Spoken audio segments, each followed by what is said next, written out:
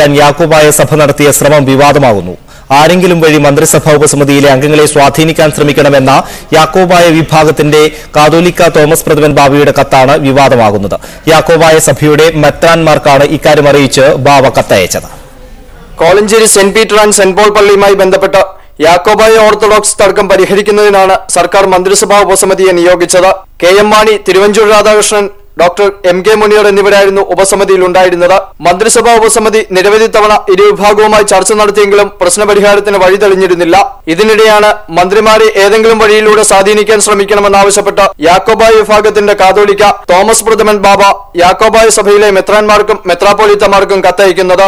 കോളഞ്ചേരി യാക്കോബായ സഭയിലെ അംഗങ്ങളെ ഒഴിവാക്കിക്കൊണ്ടുള്ള ഒരു നടപടിക്കും സഭ വഴങ്ങില്ലെന്നും തോമസ് പ്രഥമൻ ബാബ കത്തിൽ പറയുന്നു.